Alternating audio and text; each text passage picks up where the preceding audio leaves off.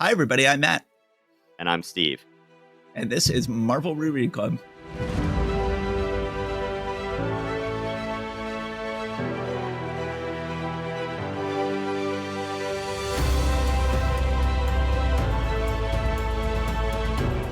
All right, so this episode is going to be the second half of the issues that were published with a cover date of November 1963 for Marvel Comics Group, or the superhero comics, at least, for that month. There's one war comic and some westerns and some, I don't know, they're not really romance, but like girl-focused books that we're not focusing on right now. But it's going to be Tales of Suspense, Tales to Astonish, X-Men, and Avengers, I believe. I feel bad about how these are splitting up. I really regretted with our last two episodes, or not our last two episodes, the episodes before the last episode, where, we split up the books, and I really wish we'd split it up so that we had X-Men #1 and Avengers #1 as their own episode. And instead, that episode began with a Ant-Man Tales to Astonish story. And I'm like, I think that a lot of people who haven't been listening to this podcast might have jumped in and listened to that episode. If that episode had been like, hey, here's an episode just on Avengers #1, X-Men #1. I haven't been listening to this podcast. I might want to jump in and listen to that episode. But instead, we're like, wait. First, we're going to talk about Ant-Man. And I feel like a lot of...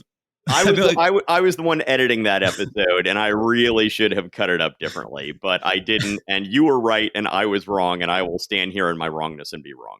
And I feel like we lost some potential hop-ons to the podcast of people who are like, I don't want to hear about Ant-Man. So I don't know if it's best to begin this episode with Iron Man, but we're going to do it. Let's begin with Iron Man. We will keep on making the same bad mistakes. We have the Melter, who is introduced on the cover.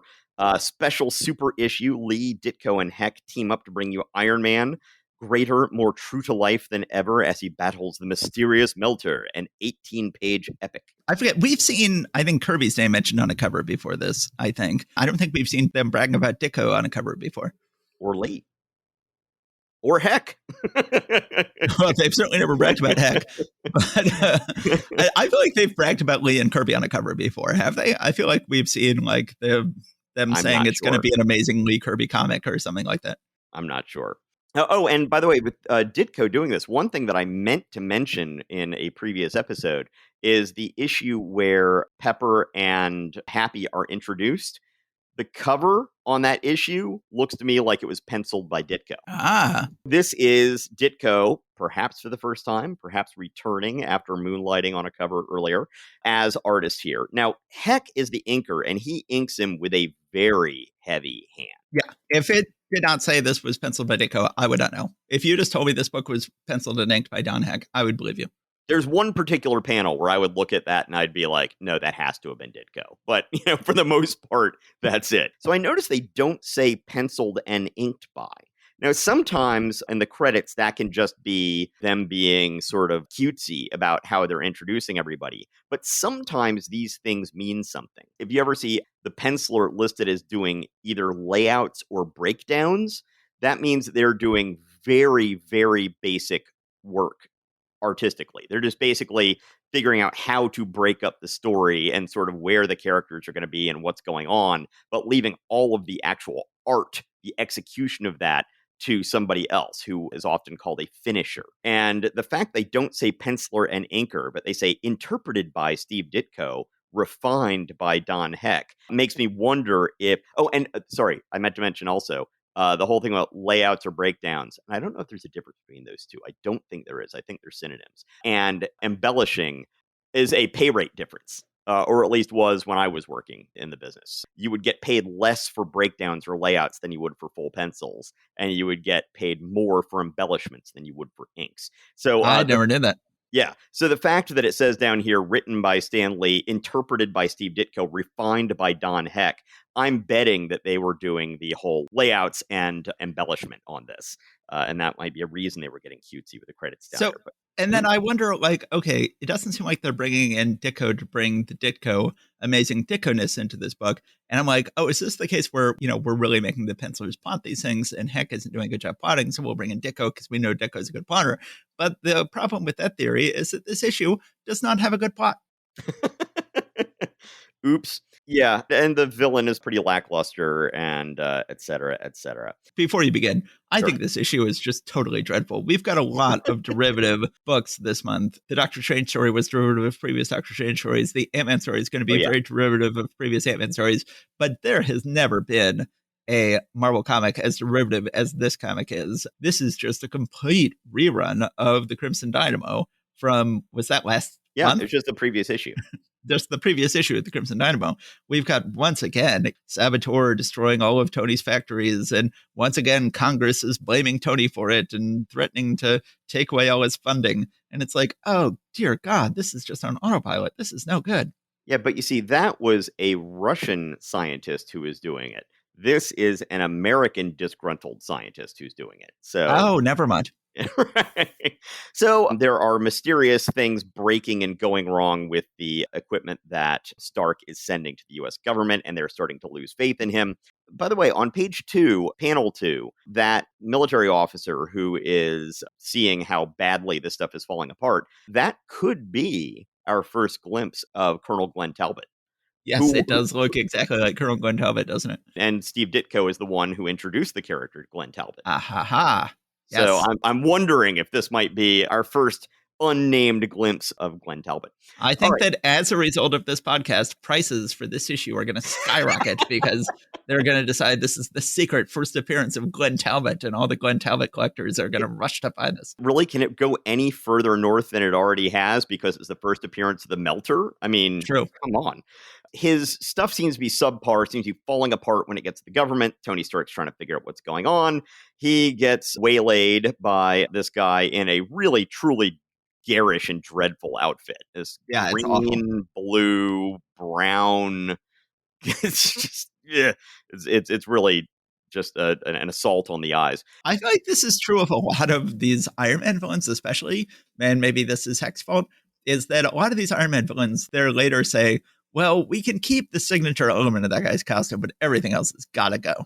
So the Melter will eventually come up with a completely different costume except for the melting element. And I feel like that same thing happens with the Unicorn. I feel like same thing happens. Well, it certainly happens with Crimson Dynamo. The Crimson Dynamo gets a completely different set of armor. I feel like all of these early versions of the villains in Iron Man are just too lame to live, and we'll have to redesign them later. So we see a flashback. This guy who becomes the Melter was another industrialist selling stuff to the Defense Department. Tony Stark is the one who figures out, who's able to show the government that the stuff this guy is making for them is subpar. And so his contracts get canceled and he is disgruntled. He then accidentally stumbles upon this invention for something that can instantly destroy iron or melt iron in some way. It doesn't seem to be heat based. It seems to just sort of make it dissolve. Meanwhile, bottom of page 3, panel 5, is one of the few places where you can sort of see a little bit of Ditko showing through there. Yeah, I guess. A Yeah. little bit. So then he now has a grudge against Tony Stark. So that's what we see in the flashback. So now it comes forward and we're like, oh, well, that's why he just knocked out Tony Stark. So then we get some witty banter going back, and well, kind of witty. We get some we get some banter of one sort or another back and forth between Happy and Pepper. And then they see Tony Stark drag himself into the office after having been knocked out by the Melter. And they're like, oh man, let's call you a doctor. He's like, no doctor. Just close this door and don't open it. So then To he be has to fair, plug that is himself the in. entire reason that Happy was hired, when Happy was just a random True. boxer who saved him before. And he's like, hey, you look like the kind of person who won't call a doctor when he should call a doctor and will instead just allow me to plug myself in someplace. And Happy's like, sure, mister, that's me all over. And it's like going, you're hired. That's a good point. Then meanwhile, the Melter is somehow still sneaking around the factory and going and presumably melting stuff. Tony Stark sees this after he's been charging up for a little bit and puts on the rest of his armor and heads out. We're told that he's got a soundproof tunnel underneath his building so that he can go clump, clump, clump, clump in his heavy iron armor and make it from one location to another without anyone hearing him, which I don't think we ever hear about that again. Never say that, Steve. So then we see the Melter destroying some of the factory equipment. Iron Man confronts him. First, he's like, oh, well, good. He's no longer destroying the equipment because he's turning towards me. But then it makes the left arm of his armor just dissolve away. So then you just see his bare arm underneath there. So he escapes. And let's see, is that right? He turns his transistor energy activators to full power. And then the mighty mystery man crashes desperately through the thickly insulated power plant wall. So he's able to get away from the melter for the time being. He then goes and does something with transistorized magnets to then burst open a pipe. And it's just like the ultimate yes. Stanley invention, transistorized magnets. It's, every now and then you can tell that Stanley opens up an issue of like, Scientific American or something like that and actually like looks up what something does. Somehow with all of that, he never once did it for transistors. No, nor magnets. Well, nor magnets, but then no one knows how magnets work. Yeah. Certainly not the Insane Clown Posse. Yes. He bursts open a steam pipe and then is able to use that as cover to get away so that he isn't further melted.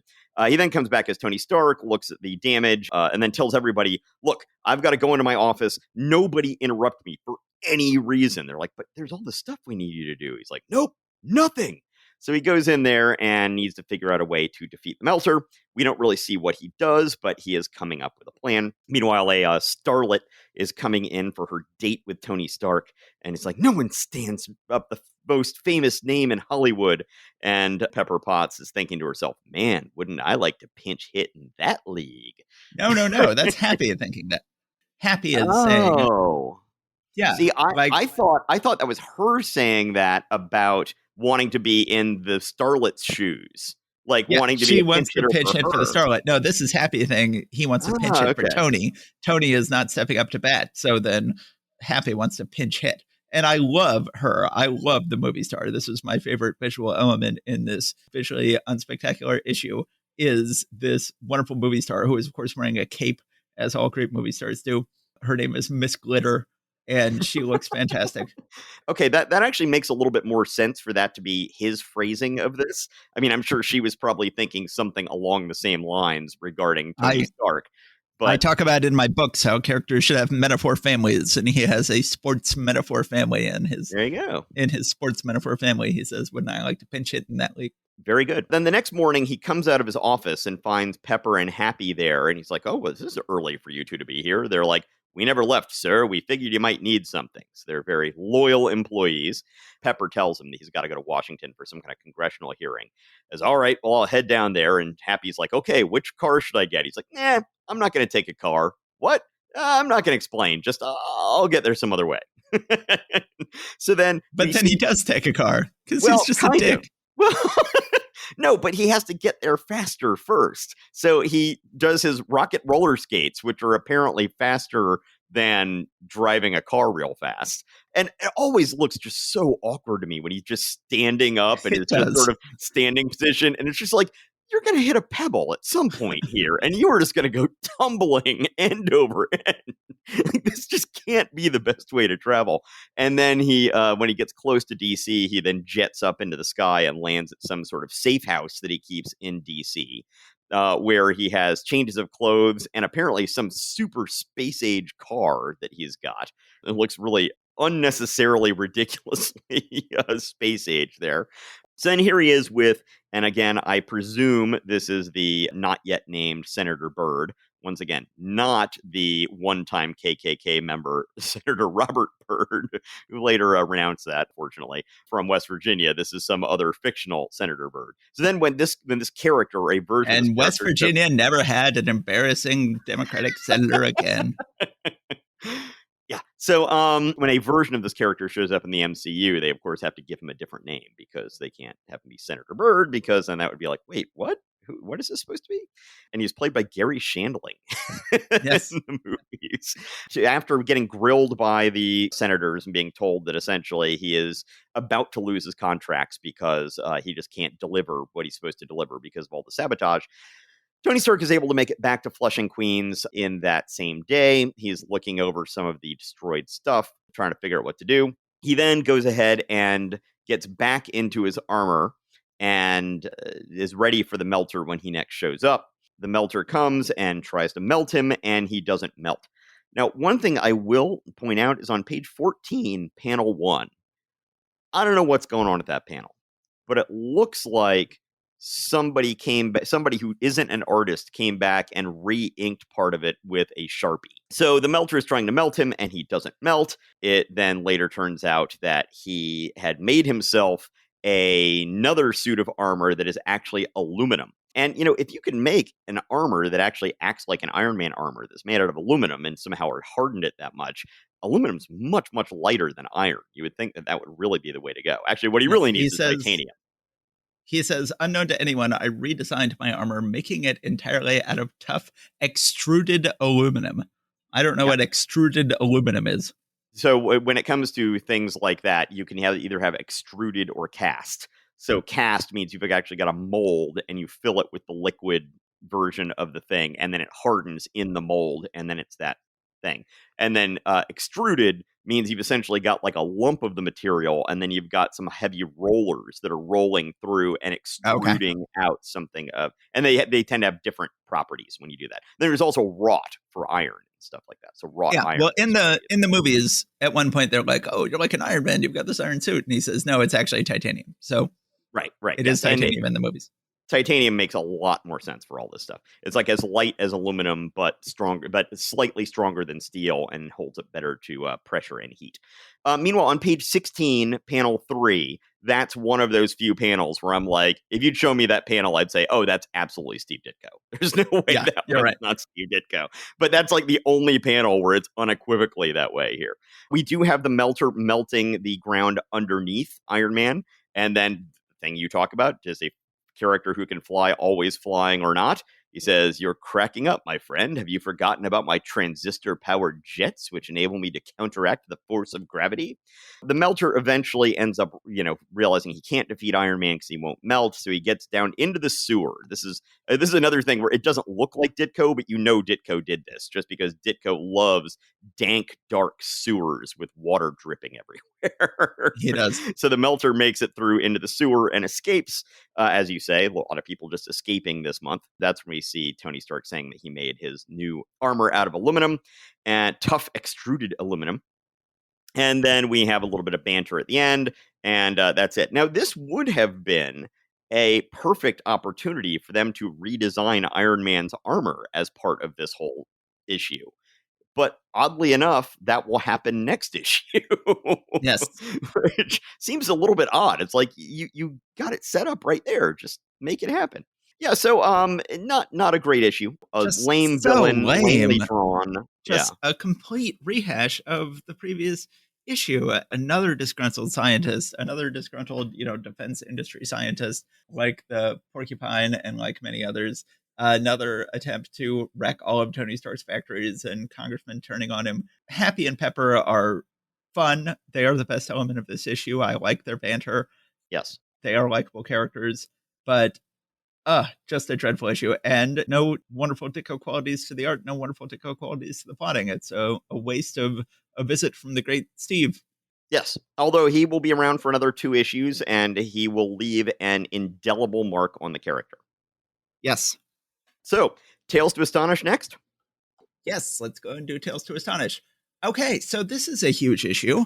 They are. No, I see what you did there. It's giant, as a matter of fact. Yes, it's a giant issue, one might even say. So it's like they just can't quit this book. They know the book isn't working, and they know that it's not setting the world on fire, but they're like, there's got to be a way to make this work. We got to keep changing it. So first, they added the Wasp, and they gave him a whole origin in which his ex-wife said, "Go to the ants, thou sluggard." They tried to revivify the book that way, and now they are taking an even bigger step. The name of the book is Tales to Astonish, not Ant-Man, so that means they can just change the hero's name. I was about to say beginning in this super special issue. No, it's beginning in this special super issue. Ant-Man becomes Giant Man. It kind of works. I think it makes more sense to have one tricky hero and one growy hero. It's a little hard on the artist to have to work them both into the same panel. But rather than just having 2 shrunky heroes, having one growy hero and one shrunky hero is clever. It certainly makes sense that he would be able to grow, given that he has been using growing potion this whole time. And there's a long story history of giant heroes in comics. I think this works. Do you think this works? Well, yes and no. I think that it works in that, they very much introduce the concept, if not the actual term, of the master of many sizes, which they sometimes apply to him later. He can be very big, he can be very small, but then also they've got different formulations of his shrinking and growing stuff, which becomes a pill in this one, which I don't know if that's necessarily an improvement, but I think it allows him I to. thought gas. I mean, originally it was a liquid he had to bathe in, and Right. then they changed it to a gas. And then they each had little gas canisters on their belts. And now suddenly it's pills. And I think that's like, first of all, we all know that pills take a while to work. Pills are not an instantaneous thing you put in your body the way a gas would be. And it's just unpleasant to have all this pill popping going on. Like I Yeah. miss the gas. I don't understand why they had to change that. So I think the thought behind that was that now he can portion it out much more precisely to get to a specific size. Yeah. That's what I took it to be. So yeah, I like having Giant Man. The zaniness of the original Ant-Man stuff can only last so long, and it kind of run its course. The stuff had just gotten a little bit rote and silly at this point. I mean, I guess it was always silly, but it was no longer deliriously zany. It was now just sort of like, this is sort of habit. So getting him into something else, a giant character, makes a lot of sense. The problem with this is that he continues his relationship with the ants. And so I'm guessing that's why he has the two like antennae that come out of his mask. Yeah. Once again, the theme gets very muddled, and you don't really know what to call him and whether he's going to be needing to go giant size or ant size this issue. And it muddies the theme a little bit as we go I think forward. the biggest mistake they make is the name Giant Man. I feel like because he shrinks a lot in this issue, and he's not Giant Man, he's Shrinky Growy Man. He's Size Man. He's Mass Man.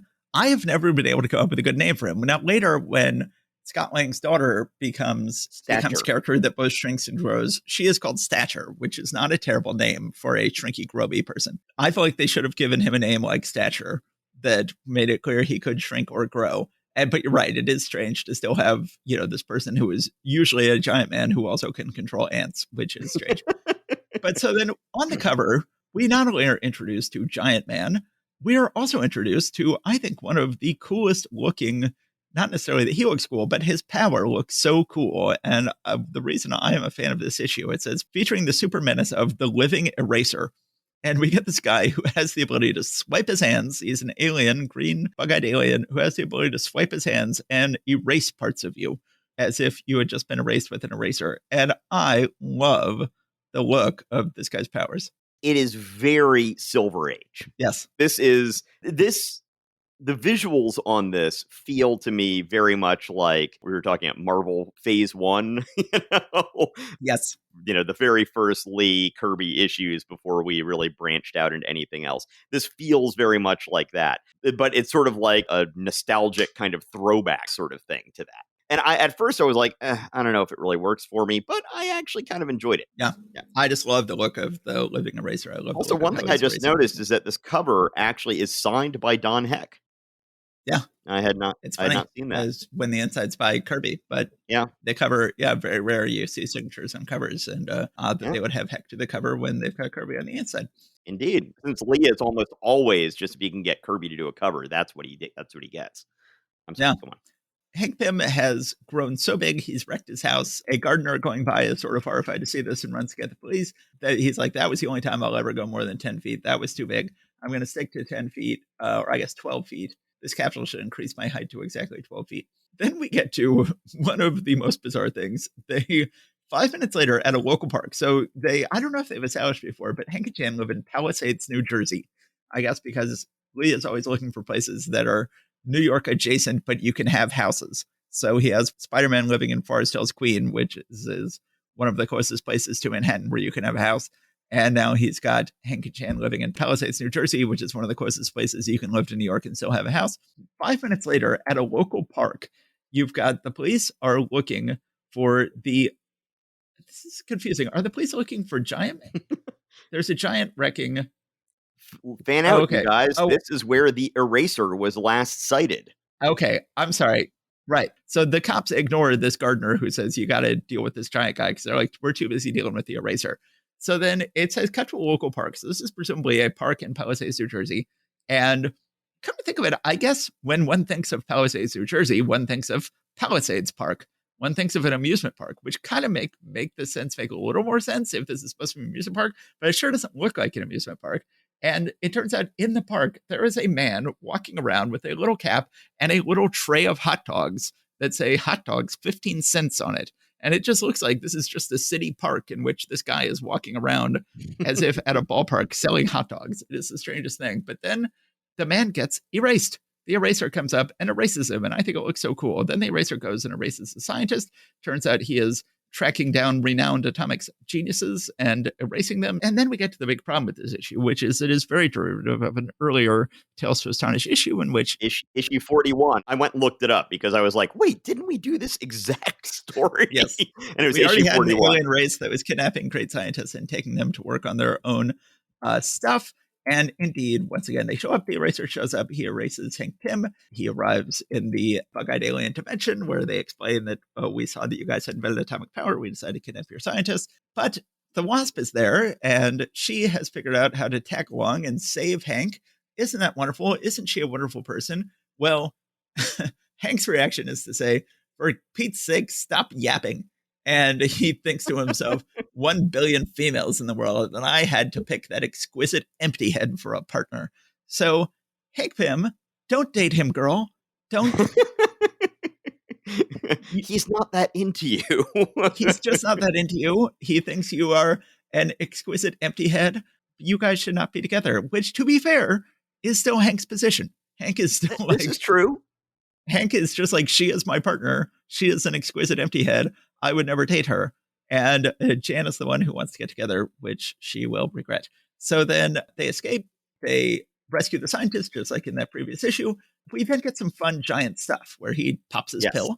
He fights them in giant size in various cool ways. They've got some fun Kirby weapons, which he defeats. He's like, at one point, he grows giant and is climbing up balconies like giants can do, and has a whole like being on top of a building like King Kong bit that's a lot of fun. Yeah, so well, really even the previous thing where he's climbing off the balconies seems to be part of the whole King Kong thing. So he's scaling the building, and then he gets to the top, and there are the flying machines that he's fighting up there. Yeah, they're really leaning into the whole, okay, he's giant now, let's have fun with that, which is a lot of fun.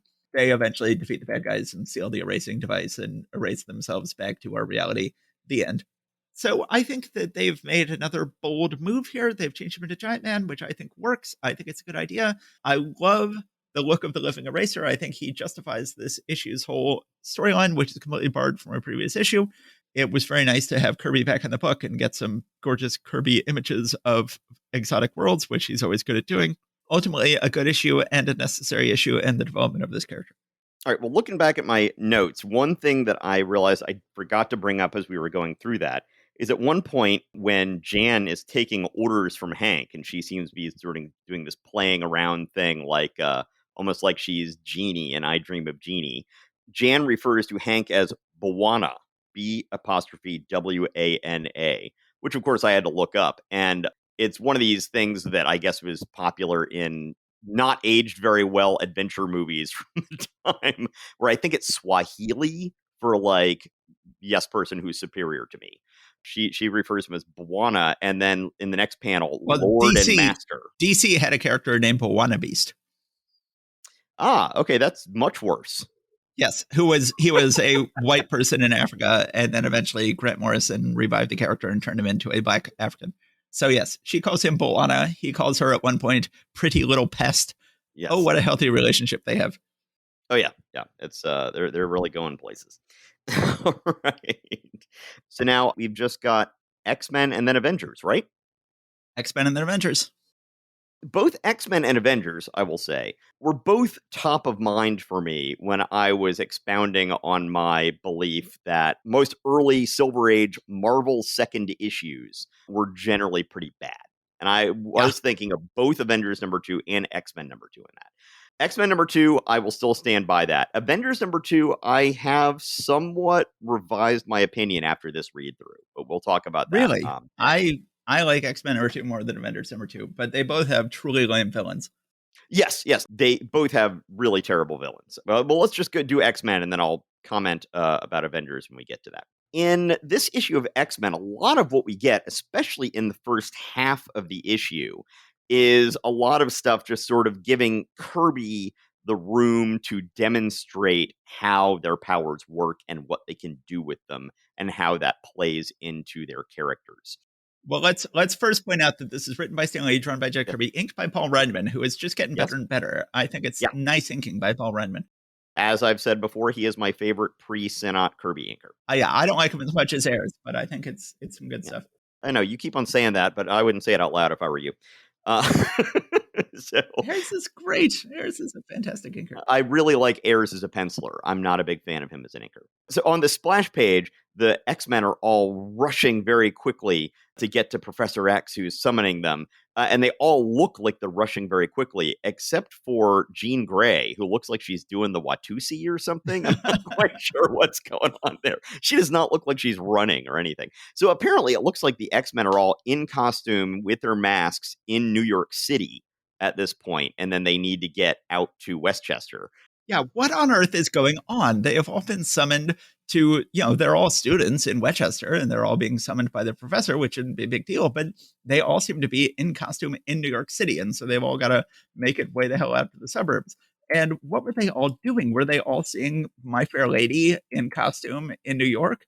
Were they all visiting Manhattan for some reason? It's very unclear. I think this just all goes down to Jack Kirby wanted to have a sequence where he showed them using their powers to do something. So he's like, okay, well, I need to just have them in point X, and they're trying to get to point Y. That's what I'm guessing is going on here. There was no more thought to what the backstory was than just that. Yeah. And, we do get some really nice explorations of what can go on. As I've said, I've often been a little confused by what the Beast's actual powers were.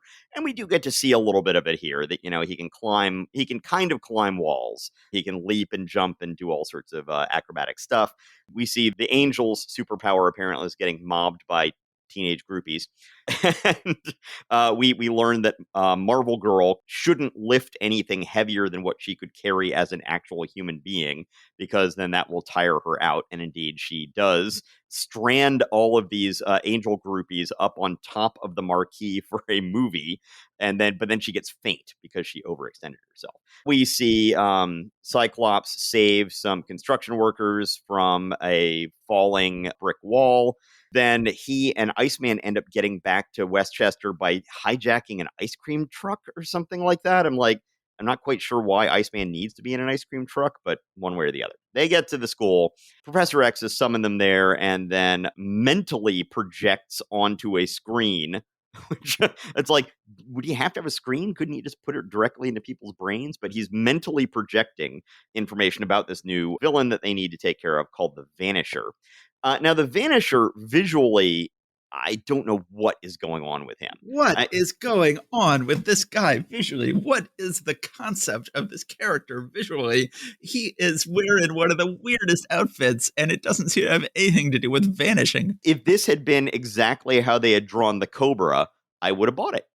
Yeah, this is in some ways more of a Cobra outfit than the actual Cobra. Yes, it almost looks like he had two different designs that he pitched to Stan for this Cobra. And he's like, you didn't like for the Cobra? Fine, it's going to be the Vanisher. Yeah. Anyway, he says, I'm not sure if he's a mutant, but I suspect he is. And so we need to go take care of him. Professor X is talking about him going and stealing money from a bank and just being able to disappear. Iceman then just starts bragging about what he's going to do to the guy and just starts shooting ice balls like indiscriminately around the room, and everybody has to duck and cover. Marvel Girl then redirects them telekinetically back at him. And he makes an ice shield. And, so once again, we're just seeing lots of stuff about how people are using their powers. We then see more of the Beast's powers. He escapes out of a... Now, I gotta say, nobody else does this. The Fantastic Four, Reed Richards is not constantly assaulting the other members of the Fantastic Four with robots and saying, no, you didn't move fast enough. Now this robot's going to kick your ass.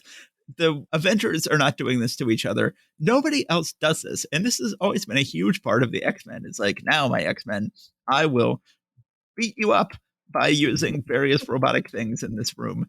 And you will have to try out your powers. I guess the closest thing we get is Johnny constantly flying around obstacle courses in Strange Tales. But what a dick. Just Professor X Professor X is just a tremendous dick to his students. He's like, oh, we've got a few seconds, even though we don't have a few seconds here. We've got a menace to go fight, but let's go ahead and take some time to beat you up a little bit first. Yeah, Professor X is he's kind of the worst. Well, I don't know. There are lots of people who are the worst, so I guess they can't all be the worst, but he's up there. Then we see more of the Vanisher showing up in Washington D.C., telling some folks in the Defense Department or in the Pentagon, I think it is, that he is planning to steal their continental defense plans. But he's not going to do it right now because he's just so confident in his powers that he's just going to let them know, hey, worry about this for a few days. I'm going to show back up and take it. There's nothing you can do to stop me. And then he just disappears. Meanwhile, this makes him celebrity number one among the underworld. And so basically, he gets himself a whole army of henchmen who want to serve him. And he is treating them all terribly because they are all Homo sapiens while he is Homo superior. But they'll take it because they're like, hey, man, you're the king of crime here. So as long as we can be here, then yeah, you can call us whatever you want. So we go back to more training, and Jean Grey is trying to hold up a large thing, which clearly is breaking the same rules we had been told earlier about what she can and cannot hold up. Well, yeah, I mean, like they've said before, oh, Jean, you're about to faint because you're trying to lift something heavier than you. And so Professor X is like, okay, even though we've got a villain to go fight, Jean, I want you to now lift something heavier than you above your head so that it will fall and smash you. Well, yeah. I was going to say, granted, it's like strength training. I mean, she needs to build up somehow. But yes, it doesn't need to be directly over her to where it'll crush her. Cyclops uses his power blast to knock it out of the way and to save her. Meanwhile, she is referred to as gorgeous at least twice in this issue, and I thought this page was one of them. But I know both Angel and Cyclops call her gorgeous as a nickname at one point or another. I thought it was here. Yeah. We then have Professor X communicating mentally with one of his government contacts. This is something that will sort of be referred to occasionally over the years, but it doesn't really make much sense with how they end up writing the X-Men in future years. But they sort of have this thing that writers will refer back to at various points. He's got a connection inside the Pentagon who has some sort of mental headband thing that allows him to communicate long distance with Professor X mentally. And they are talking about this stuff going on with the Vanisher. Professor X has them go down to Washington, D.C. They're going to have a series of flying vehicles over the years that will range from utterly lame to the best air transportation that any comic book characters have ever had. So they have a huge wide range. This is sort of in the middle. This is a weird looking helicopter sort of thing. They take this down to DC. Meanwhile, you've got these continental defense plans are just in a satchel that is on a table, and you've got government agents surrounding it with automatic weapons, just like, no one can get past us. It's right here. And then Vanisher just shows up right in between all of them, picks the thing up, and then disappears. But apparently he can't vanish very far away because he materializes in the hallway right outside, and people try to tackle him again, and then he just does the same thing, shows up out on the outside steps of the government building, and the X-Men are there to confront him. So then we have a whole big thing where the suitcase is being taken and stolen and knocked out of people's hands. A big, interesting fight scene between all of these. The X-Men lose. They do not get the satchel back. The newspaper headlines are talking about how the X-Men have failed, and people are talking about how, oh yeah, they're nothing but overrated phonies, and why are they keeping their identities a secret? Vanisher gets away. He has these defense plans, and now he has just demanded $10 million tax-free from the government as his price for not turning those defense plans over to the communists. So you're already blackmailing people, and it's like you have to be like, oh yes, but I want to make sure the IRS can't then get me later. Yes. Well, I guess that is what got Capone, right? Yeah. Just ask Geraldo Rivera. Professor X says, okay, we're going to go down again, and this time I'm coming with you. So the X-Men show up down in DC again, and there is this big confrontation on the lawn of the White House. What is it, the South Lawn? Where the X-Men are lining up against the Vanisher and his big army of goons. Professor X rolls up, and he's like, ha ha ha, what's this person in a wheelchair going to do to me? And then Professor X seems to basically lobotomize him. I mean, it's kind of horrific. I'm like, that's really intense, dude. Wait, what has become of me? What am I doing here? Who is this man who faces me? Tell me, please tell me, who am I? Please do not harm me. I am weary, so weary. I must rest. I must think. Have to learn who I am, what I am. So yeah, he's been Yeah. lobotomized. It's Pretty, really harsh. yeah, it super is. The henchmen then try to charge the X-Men, but of course they've got nothing on him without their super-powered backup. So the X-Men rout all of the lackeys. Let's see. And then minutes later, after the smoke is cleared, the military folks are coming in and they're saying to Professor X in his wheelchair, "You shouldn't be this close to all that action, mister. You're lucky you weren't hurt. Somebody get this man out of here." And then one of the X-Men says, "Hands off that wheelchair. We'll do it." Then imagine if they knew you were the leader of the X-Men, sir. It's like, didn't you kind of just give that away? Yep. I mean, that's one of the things I don't get is like, there are 5 X-Men and Professor X is often showing up in conjunction with them. Meanwhile, Professor X has a school where he's got 5 students, 4 men and a woman. Yep. It's just like, yeah, you're not doing this right. A pretty lame issue. Once again, we've got gangsters wearing suits and Yep. fedoras and Tommy guns. Yeah. This is Jack Kirby's idea of gangsters, still very much stuck in the 1920s of his youth. Surely gangsters were not wearing pinstripe suits with Tommy guns on the lawn of the White House in 1963, but here they are. We have once again have this issue of how is Angel actually going to fight anybody with his non-offensive powers. So in this case, Angel is just flying into people with his wings and just ramming his wings into people, which is something he won't do very often from now on. The one good thing that this issue gives us is a lot of Kirby just playing around visually with how their powers work and how they use them and what they can do with them. That I think is a valuable thing to get in the future, groundwork being laid for this team. But the villain is super lame. His look, I don't know if his look is lame, but it certainly has nothing to do with what he does. It is a nonsensical look for this character. Some of the government connection stuff with Professor X just does not jibe with the direction that they end up taking this book later. And so that's a sort of a weird loose thread that's hanging later. We get some fun scenes of them using their powers, but really in the end, that's about it. Yeah. And it's funny that given how every mutant in the Marvel Universe gets so overexposed by the time you get to the 90s, man, the Vanisher just doesn't. The Vanisher He vanished. just vanished. They decided that the Cobra was a keeper. I'm not sure he should have been. They decided the Melter was a keeper. I'm not sure he should have been. But the Vanisher, everybody acknowledged right away, as with the Space Phantom next issue, not a keeper. These are lame second issue villains. And yeah, he's pretty lame. But, I got to say, I'm really enjoying having Jean Grey be so powerful. I'm enjoying seeing Jean Grey as the most powerful woman in the Marvel Universe, which, of course, she will just continue to become more and more powerful over the years until she goes too far. But I like Jean a lot. I think she's a great superhero addition to the Marvel Universe. I like all these heroes a lot. I think that this issue really isn't so bad. I think that these are good characters who it's good to continue to get to know. It's great to see Professor X get to be the badass and really play up the idea of this guy in this wheelchair being one of the most powerful characters in the Marvel Universe. I think that Vanisher aside, the Vanisher is kind of lame, but even then his power isn't so lame. His power is interesting. But he's just a freaky looking dude with no sort of rhyme or reason to his look. It's got nice Ryan inking, and I'm going to defend this issue. All right, sure. Well, as I said, I was surprised by how much I wanted to defend Avengers #2 from my previous self. I still don't think it's a great issue, but I think there are some more redeeming qualities to it than I originally thought. And I think with both of these issues, the primary thing is that the villain just utterly sucks. Yeah. But that other things about both issues work decently enough.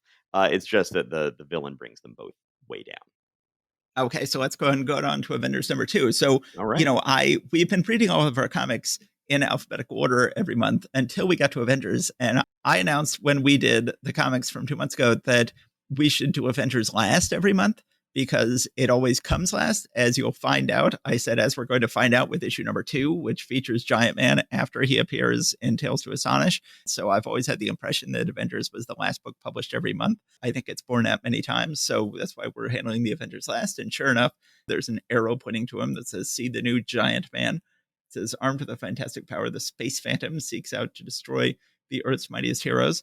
We hop into our issue. We have a very bizarre first page that does show up in the No Prize book where the Hulk is much more clearly three-toed than he Yes. usually is. Usually they don't really make it clear that the Hulk is three-toed, but this is very clearly a three-toed Hulk. Four-toed Hulk I could take a lot better than three-toed Hulk. It Yes, just it looks really looks really weird. strange. Yeah. We have a meeting of the Avengers. Pym, they're not the Pyms yet. Hank and Jan show up and make it very clear they're taking pills now. They announce to everybody, we're taking pills. Let us show you that we take pills now. We've And they decided that take their we've pills. decided to become pill poppers. Anyone wants to join us. But right away, we have Giant Man arriving tiny on ants. So not committed to the whole Giant Man bit.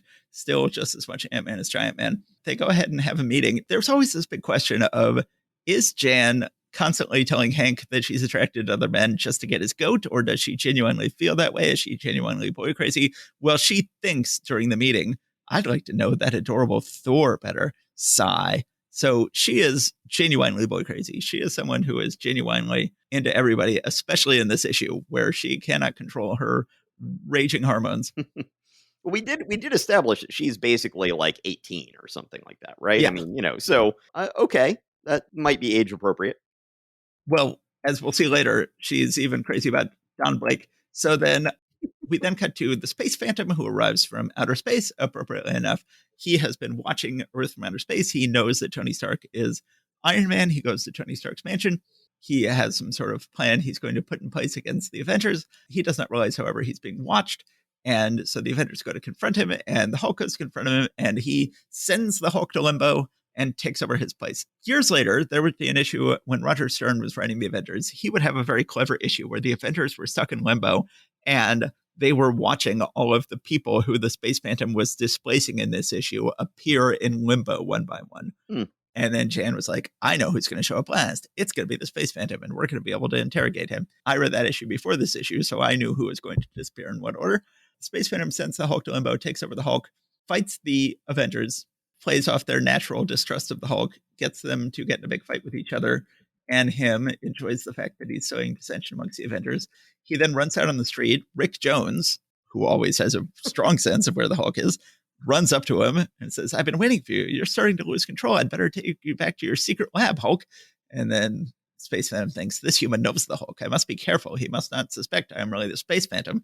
And then in another panel... So actually, but before we go on, the two things I want to say about this page. One, remember I was saying that Kirby seems to be figuring out a little bit more than that there are pipes and other things under the street. So here we see all the pipes and stuff being rent. Wait, what's the word I'm looking for? Wrenched, rent asunder. Maybe that. Yes, rent asunder down here. The other thing, though, is what's the geography going on here with Rick Jones being here in New York City? Like, did he come with the Hulk to New York City from he must have the desert Southwest? Because, in Hulk, what is it, Hulk 5 or Hulk 6, there was the whole thing where they were just sort of like, oh, no, well, let's head to D.C. And then it's just like, oh, so then 5 minutes later from New Mexico, here we are. So, yeah, they seem to be, I don't know. Yeah, it's a little fast and loose with these things. Presumably they traveled there together. Dr. Banner and Rick Jones traveled there together. However, I should stop myself before I say Dr. Banner, because we find out Rick Jones then in a panel that very much made it into the No Prize book. Rick Jones then says to the Hulk, not knowing he's the Space Phantom, he says, what are you looking at me that way for? I'm on your side, Hulk. I'm Rick Jones, the guy whose life you once saved, the guy who looks after you to make sure you're able to turn back to Dr. Don Blake when you want to. Huh, so that's interesting. They usually leave stuff like that uncorrected in Marvel Unlimited, but they corrected that one here. As opposed to when Dr. Octopus called Spider-Man Superman, they left that, but they corrected this. It's interesting. That's funny. Yes. Yeah. So he just complete brain fart on the part of Stan Lee. He says that the Hulk's secret identity is Dr. Don Blake. And then Space Phantom thinks, so the Hulk has another identity. Well, how many identities does he have if he's also Don Blake? Space Phantom goes leaping off with Rick on his back. Rick figures out what's going on. Space Phantom changes back to Space Phantom briefly, then back to Hulk. So I got to say, just in general, on this issue of Avengers, and certainly on last issue of Avengers, there's just a real sense of sloppiness. The Don Blake error is a sense of sloppiness. There's just, even if you look at the cover box of this book, Look at how sloppy the cover box is on this book. All right, let me go back and take a look at that here. Let me see. Yeah. I mean, doesn't that look like it was done past deadline in about 2 seconds? Yeah. Yeah, probably so. It's just Probably not by one of their main artists. It probably looks like it's Lou in in production over there. everything feels like it was done at the last second and not proofread and not fact checked. I gotta say, Kirby does a good job on this huge device that then the Hulk decides to steal, but it's referred to by Stan Lee as a short distance away, a multiple anti-missile missile gun invented by Tony Stark is about to undergo its final test.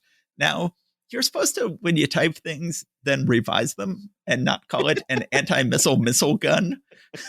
How much work was he doing at this point? I mean, come on. He was writing a lot of books this month, writing Yes. so many books that somehow the phrase anti-missile missile gun made it into print. So the Hulk steals this anti-missile missile gun, draws the attention of the Avengers who are coming to try to stop him. He then changes into I guess that's not Ant-Man or Wasp, an actual insect. He changes into an accident insect and flies away. Iron Man then turns his this crazy thing on his armor. He sort of turns his arm into like a missile launcher with sort of Thor's hammer on the end. It's this strange thing. Yeah. Fights the Hulk, not realizing at this point that he's fighting the actual Hulk. The Teen Brigade gets involved. They're calling for help. Everybody goes to help. We do see that Hank still has his cybernetic helmet just crammed into his much closer fitting cowl. They are fighting the Space Phantom who keeps switching back and forth who he's turning into. He changes into Giant Man. He changes into various things. They finally get to see that he is the Space Phantom. Finally, they send the Wasp to go get Thor. You see Jan come up and use a pencil to go ahead and write "Trouble at Stark Factory. Need Thor," because apparently they've been told to call Don Blake if they want Thor. No reason. He's not important. There's no reason why you would call him, but call him. And then he's like, okay, go wait outside. And she says, will do, Doc. And then she thinks to herself, he'd be real dreamy if he were a little huskier. So she is truly uncontrollable hormones. She goes outside. He then changes to Don Blake and says, a strong, commanding voice rings out into the next room as the Wasp returns. Who summons the God of Thunder? I, the Wasp. So surely she should be able to figure out his secret identity at this point, but not officially confirmed for many, many years. Jan then gets to be a bit of a hero. She then goes and stops Iron Man, who is secretly the Space Phantom. When she realizes he's fighting the team, she shrinks down into his armor and pulls it apart. Then we get to this issue, which is an issue that has not really been determined yet. Can Iron Man get wet? And we get to the first very clear answer that no, he cannot. Thor makes it rain on Iron Man and he instantly rusts solid. Which, now granted, this is actually the Space Phantom, but there was a couple issues ago in Iron Man, he threatened to drop the Crimson Dynamo in water. And he said, well, I'll put us both in water. And Crimson Dynamo's like, but then we would both be instantly defeated by water. That implied that he has a water problem. So this is a major problem for this character if he cannot get wet. Yes. The Space Phantom says, okay, I've become everybody else. Now I'm going to become Thor. And so for the final indignity to you, I choose your body, Thor, and I sentence you now to limbo. But Thor says, your power only affects humans. I'm the God of Thunder. So instead of sentencing Thor to limbo, he sentences himself to limbo. Next to be seen, well, he will show up in later Avengers issues in the 1970s just a few times, but we will see him directly after this appearance when the Avengers run into him in limbo in an issue that is contiguous with this issue in the 80s. So then we get to something that is sort of inevitable. The Hulk then says, I've discovered that you guys hate my guts, which is true. He has discovered that because once they were fighting him, once he was no longer the Space Phantom, it was clear they felt that way. And he says, I quit the team and I leave, which is just the beginning of the end for the Avengers because one by one, all of the original Avengers will leave and be completely replaced by the time you get to issue 17. Stan Lee will sort of abandon his dream, or it wasn't his dream, it was Martin Goodman's dream of having the top Marvel heroes all star in a book together because Stan Lee just doesn't play that. He's like, yeah, it wouldn't really make any sense. And that starts here with it doesn't really make sense to have Hulk in his team. And he goes ahead and writes him out in the second issue, which is sort of shocking that no status quo here. And indeed, it will take a long time for this book to establish a status quo. The Hulk was really only a member for like the last quarter of the first issue and pretty much the whole second issue. And that's it. It's like the only time he's ever been a member of the Avengers, as far as I know. Yeah, but then becomes a major member in the MCU. Right. The space fandom is very lame. This is generally a pretty lame issue. The plot doesn't really hang together. It's fun. It's always fun whenever you trick heroes into fighting each other. They do have a lot of fun with that in this book because that's what people really want to see. That's what the readers want to see. Is they're like, oh, who would win in a fight between this hero and this hero? That's a key question for any fan of a book. And here you get to find out who would win in a fight, and you get to have a fight without actual animosity. Although, as the Hulk figures out, this does reveal some genuine animosity. But it's a perfectly fine book. It's a little silly. It's not as silly as the first issue was, which was even sillier. It does have a much lamer issue than that first issue did. Loki made for a much better villain than the Space Phantom. But this is I was going to say perfectly fine. This is a nutso issue that is entertaining enough to read. As I said, I've revised my opinion on this somewhat. I just thought of this as just being like a really embarrassingly lame second issue for the Avengers. But really, when I went through it this time, I realized pretty much all of my problems with it are the fact that the Space Phantom is super lame looking and has a super lame name. And that's pretty much it. I really like, though, the way that he's fighting the characters, the way that he's like swapping each of them out. I also like the fact did this introduce Limbo, or we heard Limbo referred to before now? I think this introduces it here. Limbo goes on to be a location in the multiverse that goes on to be used a lot over the years. Matt and I, growing up reading Marvel Comics in the early 80s, read a lot of Rom Space Knight, where he was banishing all of the dire wraiths to Limbo. And I think that was just because he was clearly just massacring all these aliens, and they didn't want to have him just killing all these aliens, even if they were evil. So instead, no, I'm just sending them off to Limbo. But then also there are demons who live in Limbo, like Belasco, I think, is from Limbo, and you have characters get caught in Limbo, and then time travel does differently, so you can age or de-age people by passing through Limbo. There are weird versions of characters that are in Limbo. So the fact that we get this concept introduced here, this is going to pay off a lot over the years. I like the fact that they had the Hulk cut out on us. Just that sort of says, yeah, okay, well, this book might come across as it was a last minute fill in and it's being rushed. And there are certainly a lot of quality control issues going on. But this is not like the kind of superhero team that you would think it would be. No, it's certainly not on autopilot in terms of, what's going on. This is not what you would expect. Right. Now, granted, I mean, I guess they had already set this up as a precedent in Fantastic Four, how in the first several issues of Fantastic Four, you had Johnny quit, and you had, I think, Thing quit, and, various stuff, and they'd come back right the next issue. But in this case, Hulk doesn't come back. And as a matter of fact, that's an ongoing plot point as we go forward, that the members of the Avengers are like, no, we have to get Hulk back because we don't have enough muscle on the team. And, we really need him here. And so there's lots of searching for the Hulk and, trying to win back the Hulk and all sorts of stuff like that that's coming up that really sort of drives the pre-Caps Kooky Quartet era of the book. Mm-hmm. Yeah. Yeah. So like I said, I really have realized that the only things that made this book embarrassingly bad are just that the Space Phantom has a lame name and looks as utterly lame as you can imagine. And the multiple anti-missile missile gun. I'll give that a pass. I'll allow it. You'll allow the anti-missile missile gun. Yes. Okay. And calling the Hulk Don Blake. No, I think this is certainly, we talked about it last time, how the Avengers #1 was really rushed because they had to rush it out to market because Daredevil #1 was late. You'll notice that Daredevil 1 still has not shown up 2 months later. And one gets feeling they're still rushing these things out the door. They're flying by the seat of their pants here. Well, Steve, this has been an epic night of recording. This will presumably be broken up into 2 episodes. And that's your job. You're doing the editing. I am. Yes, I am continuing to work at my new job at Facebook and having a heck of a good time. And I'm glad you're doing the editing on this. Okay, everybody. That was November 1963, a terrible month in American history, but nobody knew that yet. Yeah, but this is probably published August of 1963 with a cover date of November. So we were still a few months away from the shocking events of November 1963. Yep. Thanks very much. Stay safe out there, everybody. Okay, bye. Thank you for listening to Marvel Reread Club. Please subscribe and rate us wherever you found us. Go to secretsofstory.com and click on Marvel Reread Club in the sidebar to find notes and join the discussion about this episode. See you next time.